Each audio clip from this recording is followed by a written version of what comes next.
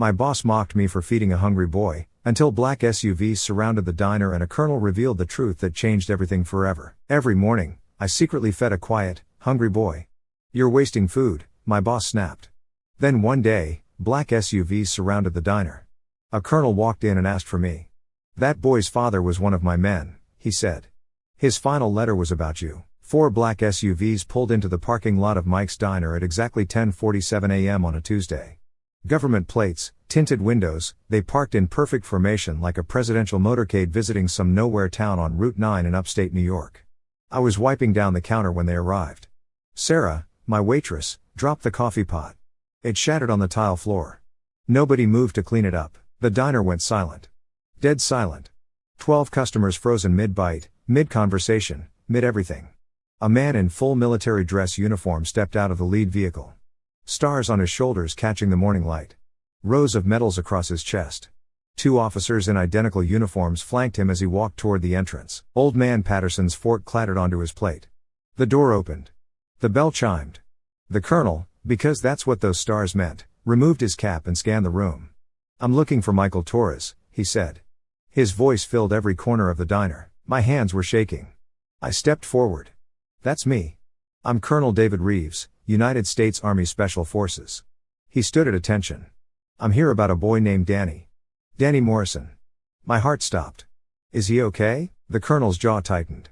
"He's safe now with his grandmother in Syracuse. But I need to speak with you about what you did for him." "I'm Mike Torres, 58 years old. I've owned Mike's Diner for the past 40 years. I inherited it from my father when I was 18 and he had his first heart attack.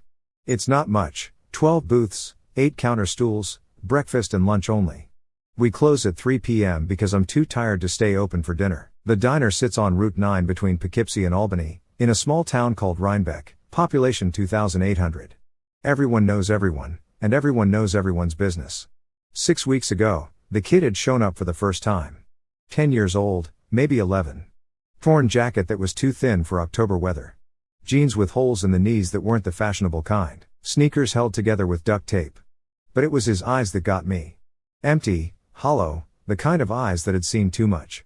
He'd slid into the corner booth, the one by the window with the view of the parking lot. Sat there for maybe 5 minutes before Sarah noticed him.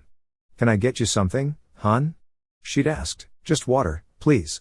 His voice had been so quiet I'd barely heard it from behind the counter. Sarah had brought him a glass. He'd wrapped both hands around it like it was precious, like it was all he had. I'd watched him nurse that water for an hour. He never ordered food, never asked for a menu, just sat there staring out the window, making that single glass last as long as possible. When he finally left, I'd found myself thinking about him all day.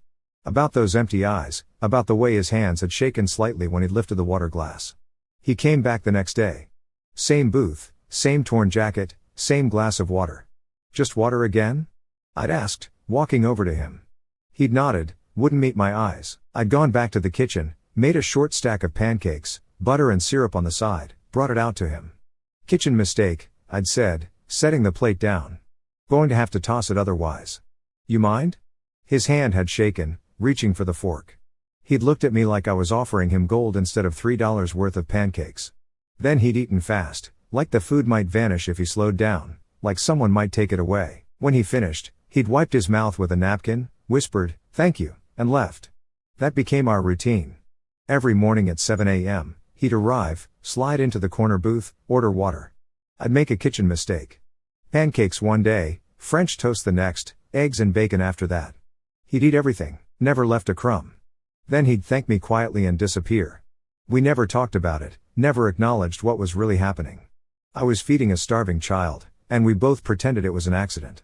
Sarah noticed on his 5th visit. She'd cornered me in the kitchen while I was making his eggs. "Mike, you're losing money on that kid." "It's fine." "It's not fine. That's the 3rd kitchen mistake this week. We both know you're doing it on purpose." So he's scamming you. He probably has parents waiting in a car outside. They're teaching him to beg for free food. He's 10 years old, Sarah. He's a con artist in training. She'd crossed her arms.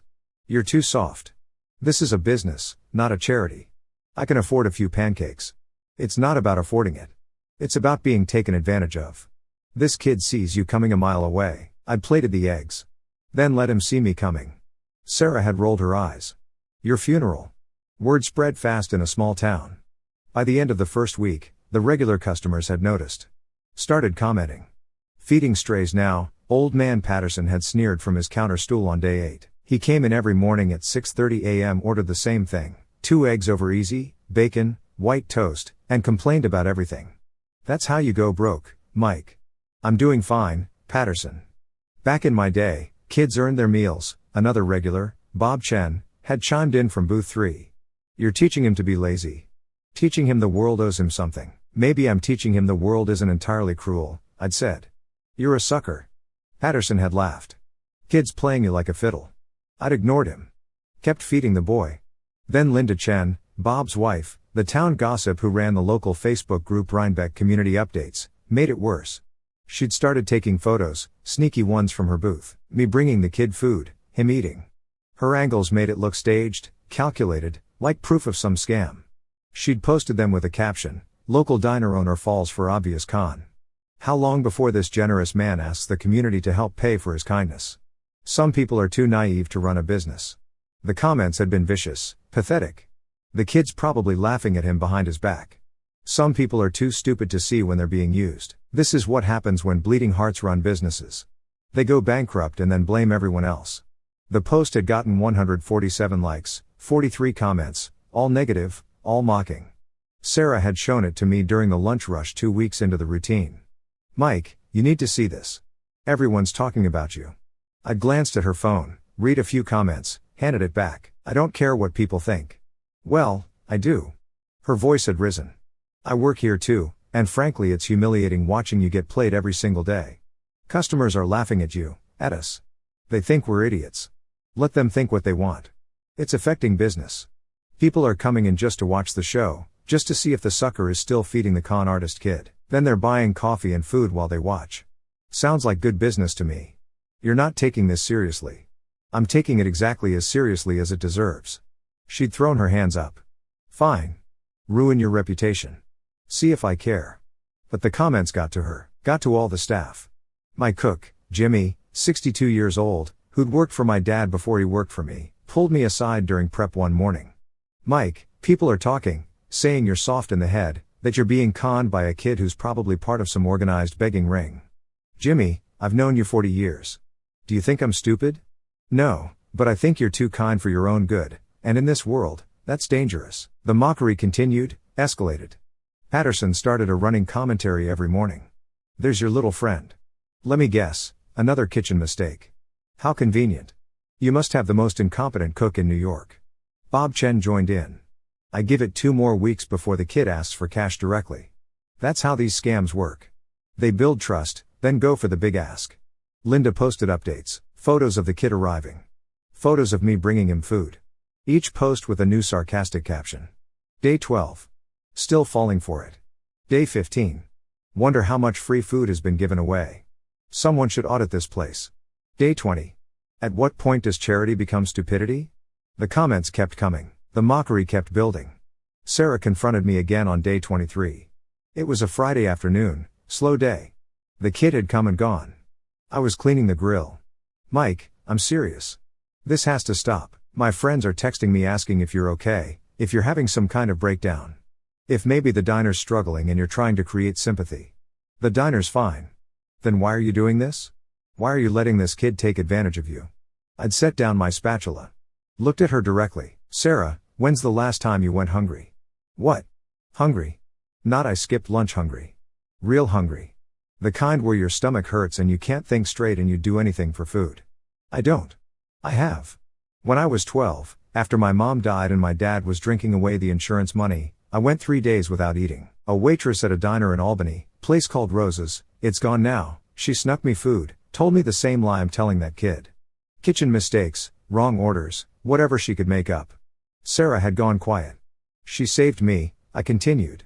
And when I asked her why she was helping me, you know what she said? She said, because somebody helped me once, and I'm just passing it forward, so that's what I'm doing. Passing it forward. But how do you know he actually needs it?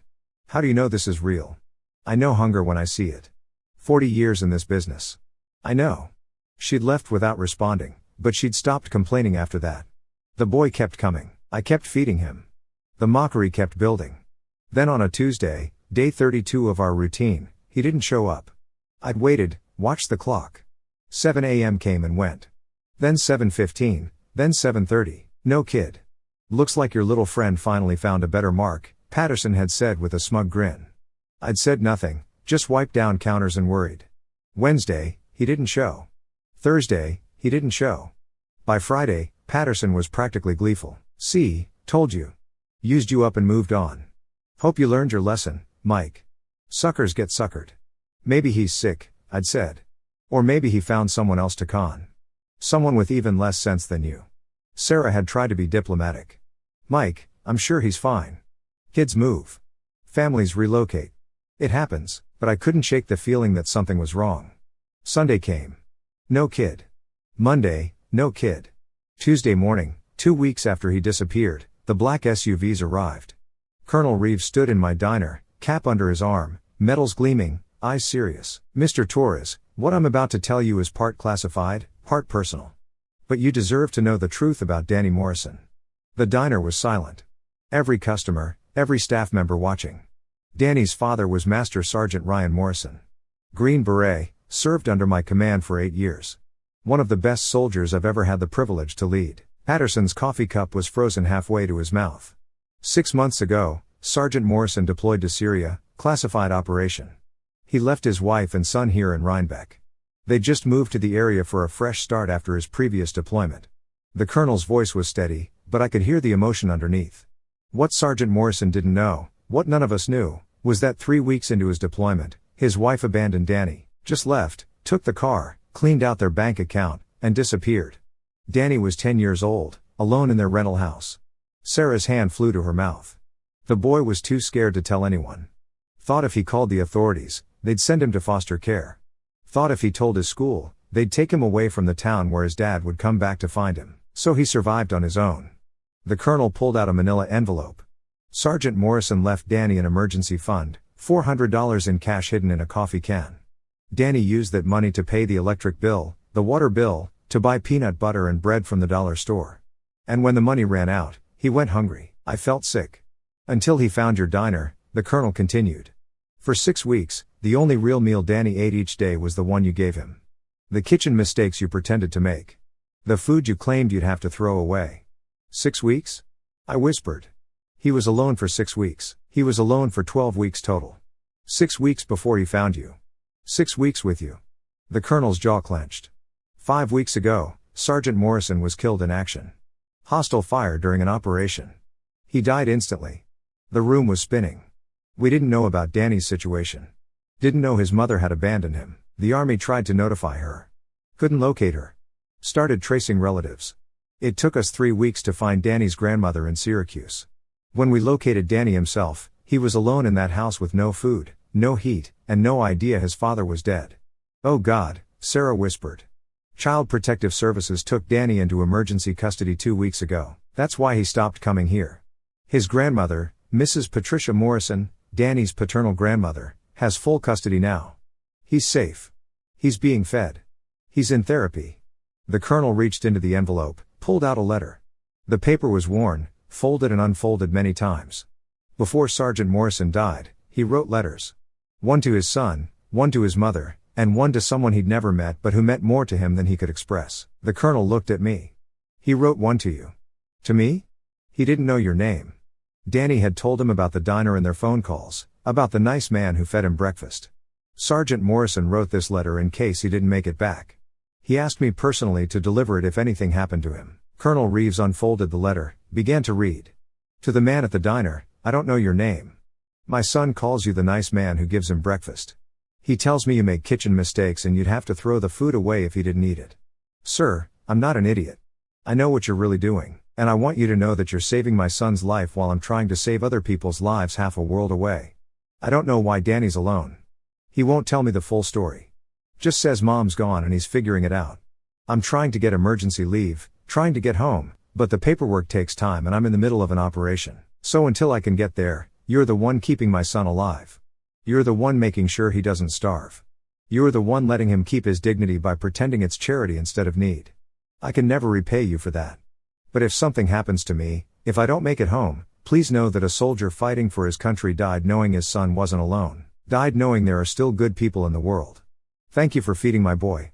Thank you for not asking why. Thank you for being the kind of man I'm fighting to protect. If I don't make it back, please keep an eye on Danny. Even if he stops coming, even if he's placed with family, please remember him. Please tell him his dad loved him more than life itself. Respectfully, Master Sergeant Ryan Morrison, U.S. Army Special Forces. The colonel's voice had cracked halfway through. He folded the letter carefully. That letter was read at Sergeant Morrison's memorial service. 200 soldiers, his entire unit. When we finally located Danny and learned about you, about what you'd done, every man in that unit wanted to come here personally to thank you. He stood at attention, saluted. Every officer behind him did the same, sharp, precise, holding the salute. On behalf of the United States Army and the brothers of Master Sergeant Ryan Morrison, thank you for taking care of one of our own. I stood there, throat tight, unable to speak, tears running down my face. The colonel lowered his salute, reached into the envelope again, pulled out a folded American flag. From Danny. He wanted you to have this. It's the flag from his father's coffin. He says the pancakes you gave him kept him alive. Says his dad would want you to have this. He placed the flag on the counter in front of me.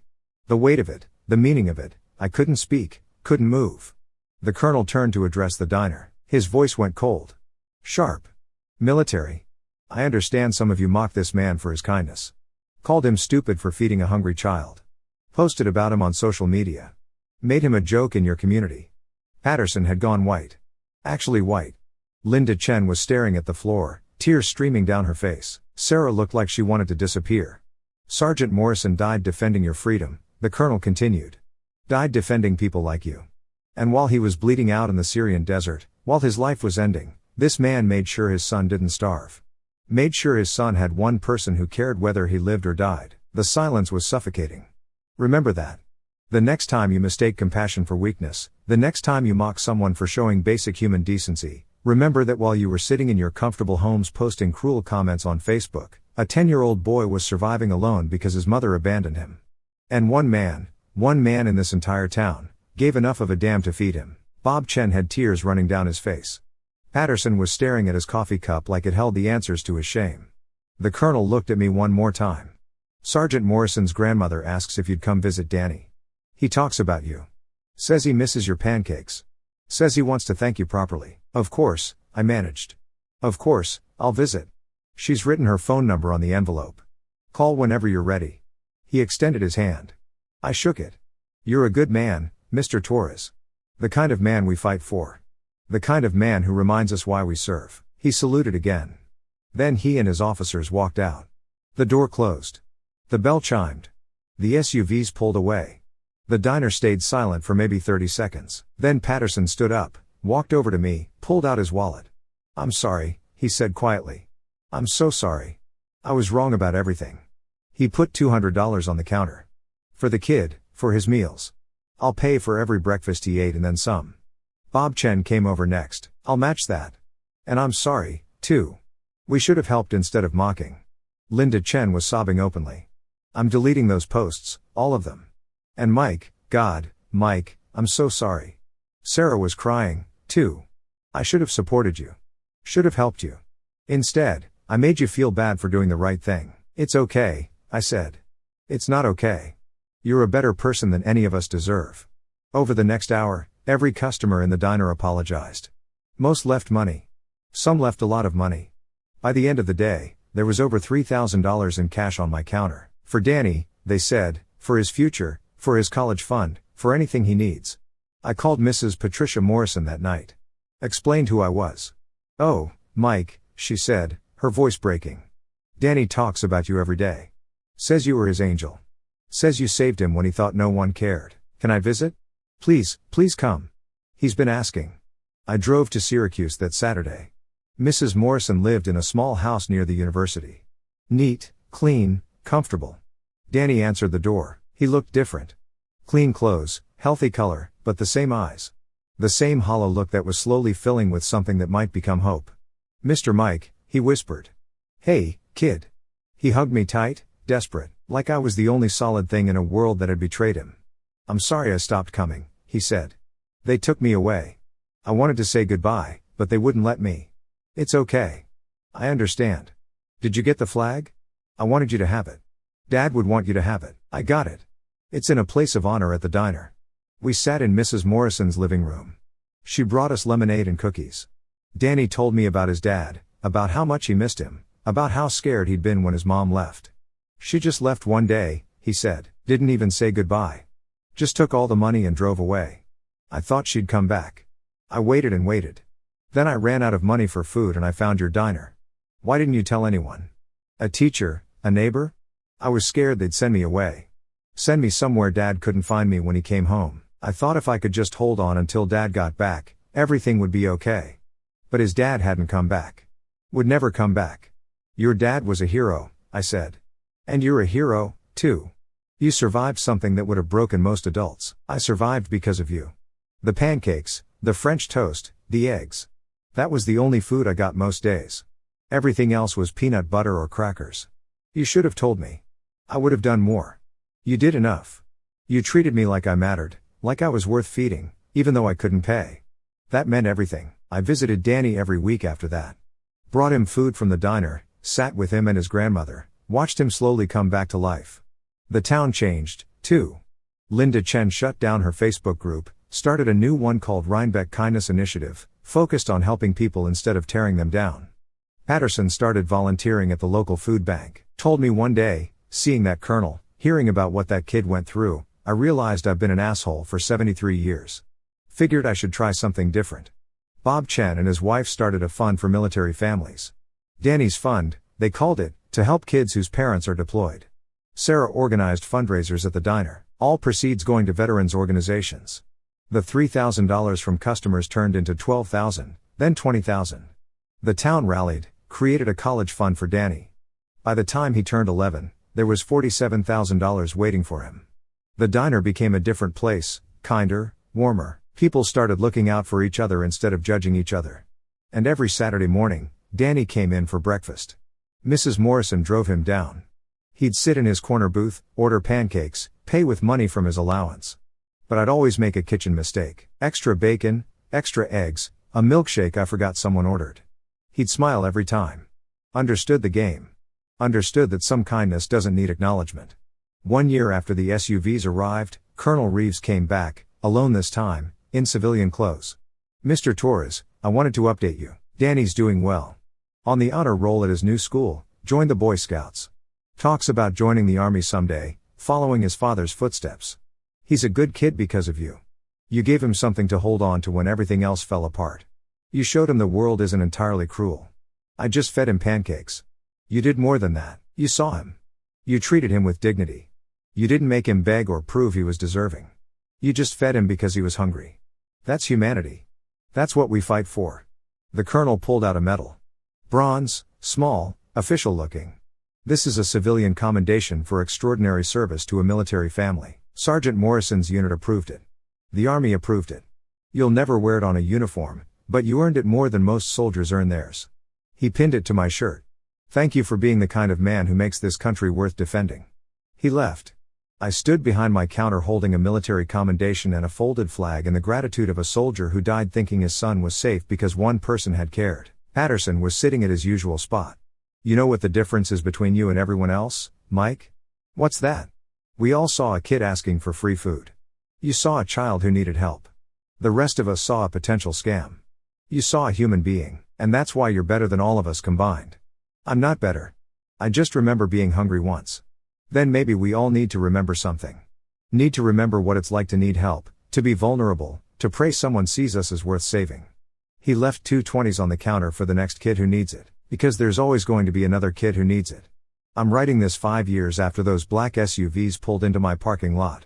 Danny's 15 now, tall, confident, nothing like the hollow-eyed kid who sat in my corner booth nursing a glass of water. He still comes in every Saturday, still orders pancakes, still gets my kitchen mistakes. Mrs. Morrison says he's decided. After high school, he's joining the Army, following his father. Part of me wants to talk him out of it. Tell him there are safer choices, easier paths. But I remember Sergeant Morrison's letter. Remember the pride in that colonel's voice. Remember that some people are called to serve something bigger than themselves. Danny will make a good soldier because he learned early that the world can be cruel. But he also learned that it can be kind. That sometimes one person caring is enough to change everything. The flag from Sergeant Morrison's coffin hangs on the wall behind my counter. Next to it, the medal and a photo, Danny and me, taken last year, him in his Boy Scout uniform. Me in my diner apron.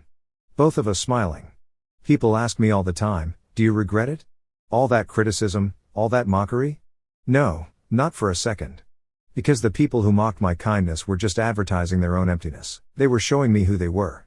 And when the truth came out, when that colonel walked through my door and revealed what was really happening, they learned something about themselves they'd been avoiding. That compassion isn't weakness, that kindness isn't stupidity, that sometimes feeding a hungry child is the most important thing you can do with your day. The boy I fed for free paid me back in a currency they'll never understand. Not in money, not in fame, not in social media likes, in meaning, in purpose, in the knowledge that for 12 weeks, I was the difference between a child surviving and a child giving up. And when that child's father died fighting for our country, he died believing his son was safe. Died believing there were still good people in the world. That's worth more than every cruel comment, every mocking post, every snide remark, because at the end of the day, those people have to live with themselves. Have to live with the fact that when a child needed help, they chose judgment over kindness. I get to live knowing I chose differently. And Danny gets to live. Period. That's all that matters. The pancakes I gave him kept him alive. The flag he gave me reminds me why I'm alive. To pass it forward. To remember that waitress in Albany who fed a hungry 12-year-old boy. To be for someone else what she was for me. Some people will mock that, call it weakness. Call it stupidity. Let them. Their cruelty is their problem. My kindness is mine. And I'll keep making kitchen mistakes for every hungry kid who walks through my door, because that's what good people do. That's what Rosa taught me. That's what Sergeant Morrison died believing, that the world isn't entirely cruel. That compassion exists. That sometimes one person caring is enough to save a life. Danny's life, my life. Maybe even yours. If you're reading this and you've ever seen someone who needed help and looked away because you were afraid of being taken advantage of, reconsider. Because somewhere right now, there's a kid sitting alone in an empty house trying to survive until their parent comes home. And maybe their parent isn't coming home, and maybe you're the only person who can make sure that kid survives anyway. Feed them, help them. See them as human beings instead of potential scams. Be the kitchen mistake that saves a life. I promise you the flag you might receive in return is worth more than every criticism you'll ever face.